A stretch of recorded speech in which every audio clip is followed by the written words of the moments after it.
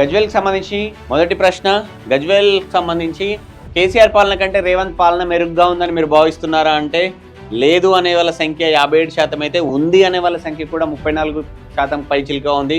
So లేదు అనే ఆబ్వియస్గా, ఎందుకంటే మా గతంలో ముఖ్యమంత్రిగా చేసి 10 ఏళ్ల పాటు గజ్వేల్కి సంబంధించినటువంటి డెవలప్మెంట్లో నిధులు అయితే అక్కడ గజ్వేల్కి వచ్చాయి. సో అప్పుడున్నంత స్పీడ్ ఇప్పుడు ఆబ్వియస్గా కనపడదు. సో అలాంటి చోట కేసీఆర్ పాలన కంటే రేవంత్ పాలన మెరుగ్గా ఉంది అంటే లేదు అనే వాళ్ళ సంఖ్య 57% అయితే, ఉంది అనే వాళ్ళ సంఖ్య కేవలం 34%. సో ఇది అక్కడ గజ్వేల్కి సంబంధించి. సో నెక్స్ట్ క్వశ్చన్కి వెళ్దాం.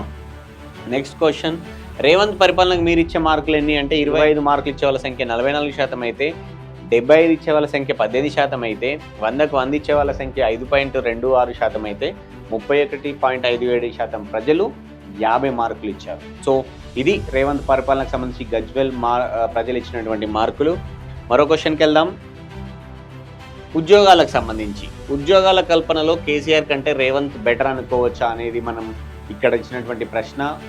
ఎందుకంటే కేసీఆర్ అక్కడ ఎమ్మెల్యేగా ఉన్నారు. సో అక్కడ ముఖ్యమంత్రి, అక్కడ నుంచి వచ్చినటువంటి వ్యక్తి ముఖ్యమంత్రి అయ్యారు. సో అప్పుడు ఎలా ఉంది పరిస్థితి, ఇప్పుడు ఎలా ఉంది అనే అంశాలతో పాటు ఉద్యోగాలకు సంబంధించినటువంటి నిరుద్యోగ యువత కావచ్చు, నిరుద్యోగ యువత కుటుంబ సభ్యుల్ని కావచ్చు, మనం పలకరించాము, శాంపుల్ సేకరించాం.